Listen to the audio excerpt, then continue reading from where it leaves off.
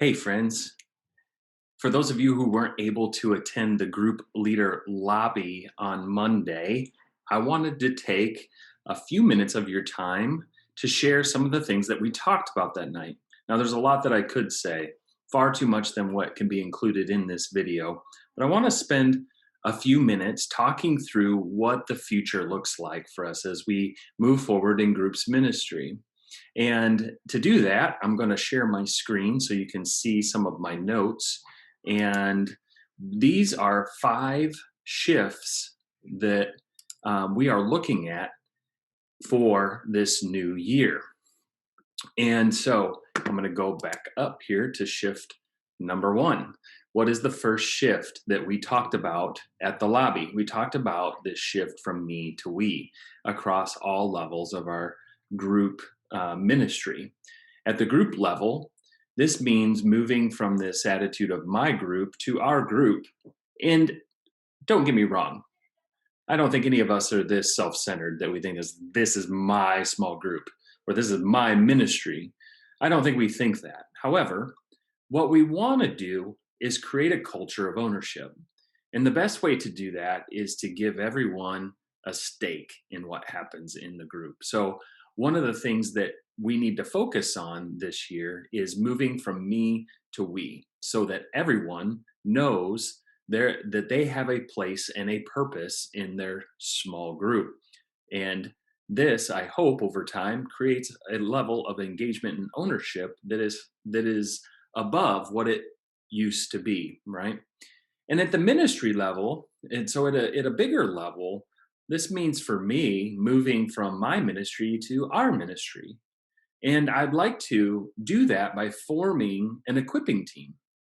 And I don't have all the details worked out yet as to what this team looks like or exactly how it functions, but basically, the idea is this: I'm looking for people who just love groups so much that they're willing to give some extra time and energy and effort to giving direction and inspiration to this ministry.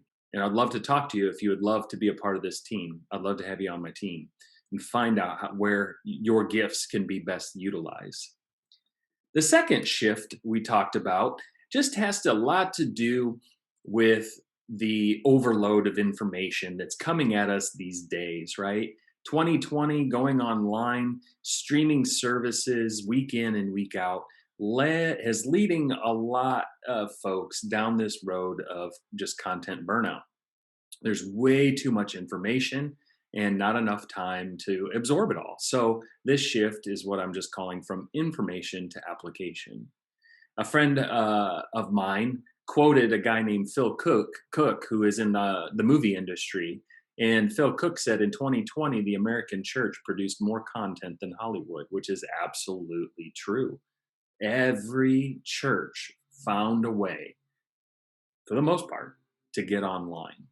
And that hasn't stopped. Churches are still producing online content every single week, and sometimes in multiple venues: kids' ministry, small groups ministry, worship gatherings. You know how it is. There is so much content out there. So this year, want us to focus on connection. Content is no longer king. There is so much content out there. People aren't listening as well. They're not paying as much attention. And so we want to move from more content to less content and move up in application. So we want you to begin asking people in your groups regularly, what are you doing with what you're hearing? What are you doing with what you're learning?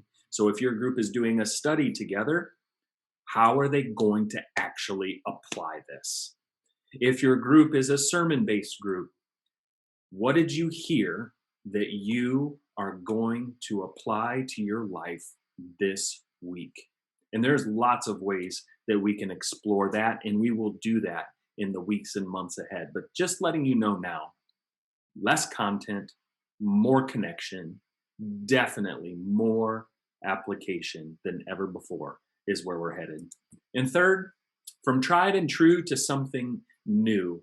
One of the things we are doing right now, and it will continue to develop over the next year, is rebranding groups. You can see behind me, there's a banner with the groups. You can see the little icon, the G, the connected circles in the form of the letter G for groups, or Grace Point if you like, but groups. Rebranding groups to give them their unique flavor, because the reality is we have two types of groups now at Grace Point. We have small groups, which are groups of men and women, or just men or just women, 8 to 10 to 12 to 20 people in size, and they're studying different things. They're encouraging each other. They are praying for one another. And there's a lot of freedom and flexibility in those groups. But we have another type of group called a discipleship group. And those groups have grown tremendously over the past year, because these are smaller than a small group. They're groups of 3 to 5 men or women meeting weekly together, and they are discipling one another. They're reading God's word together and sharing what they're learning in God's word. They're praying for each other. They are confessing their sins to each other. They are reminding each other that they are forgiven of those sins, and they are going to walk together in newness of life. So we have these things called discipleship groups. So we have to kind of brand these groups so people know which ones we're talking about. And so that's underway. Also, I don't have an example with me for this video, but we have something brand new that I'm excited about called a group in a box. Everything someone needs to start a new 4-week small group experience is provided to them in a box. And so you'll see those begin to be rolled out over this summer and in the fall, because we want as many people as possible to have the confidence and the basic skills to start a small group. We walk with them, we coach them, but it's up to them to get it going. And so we've made it as simple as possible. Also, you'll know moving forward, we are going to do a couple more sermon aligned campaigns. So we'll pick out a couple of sermon series throughout the year as we look ahead. And we want all of our small groups to go through this sermon series and the content that we provide for that series. We want everyone to do it together. So it may mean that your group pushes pause on what you're doing to join the whole church and all of the small groups together in a sermon aligned campaign. And last but not least, leader development. Leader development. So in the past, and I'll get to this in a bit, leader development has been about coaching, and it's been about sharing tips and tricks. Well, I have a new plan moving forward, and I'm going to unveil that for you here in just a moment. Here's a picture of one of the group's logos. It's a C, but you could see it's kind of squished together a little bit there. And I really just wanted you to get a close up of that you'd be looking for. Living connected, connecting people to Jesus and to each other is what we're all about. And so we just tried to design a little logo that reflected that connection. Shift number 4, from leader recruitment to leader referral.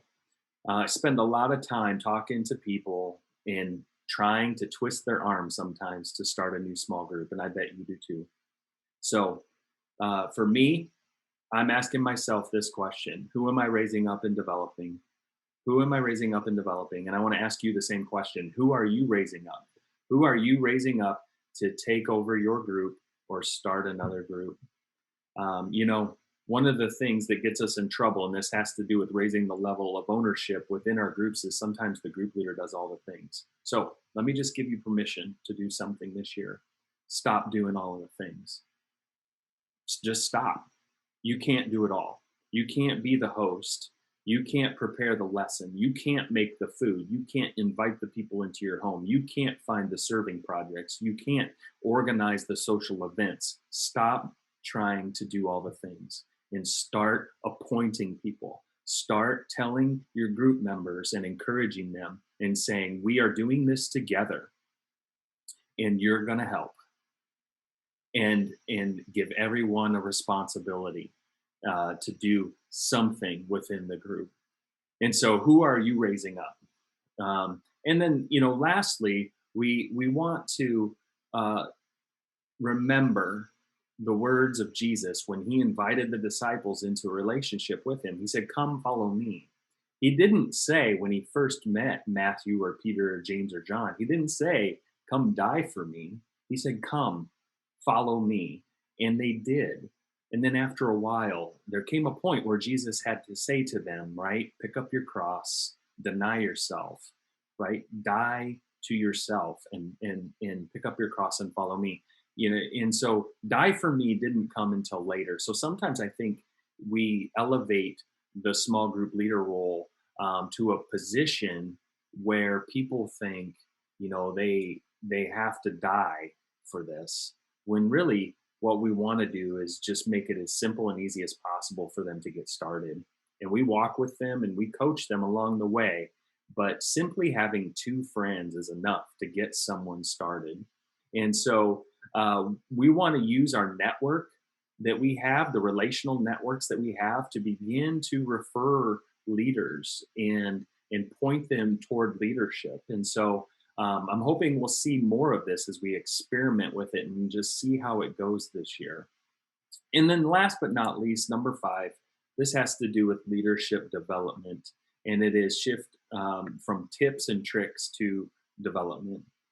You know, YouTube is awesome. Google is great. And if you Google or YouTube how to, and then whatever, resolve a conflict in a small group, you will find a video on that. How to pray as a small group, you can find a video on that. Like I said, there is no shortage of content out there. So what other churches have already done is available to you. What I'm offering you this year is character development, spiritual formation, to attend to the deeper parts of your heart and your soul and your mind this year. And here's how I think this is going to happen. For you, I would love for you to attend all of the leader development events this year. And so what does that look like for you? I will tell you. The first thing is you need to know is that we're trying something brand new. We want to host a Bible conference. And this is going to happen live June 14th through 16th. But because of the dates, that's a Monday through a Wednesday, the staff is going to attend this virtual event. But then later, we're going to purchase the content and we're going to repackage it for you at a more convenient time, like on a Friday and Saturday, so you can be a part of it. And this year's theme for the Infusion Bible Conference is Paul and his Roman world. And so what we're talking about is the Apostle Paul and his letters.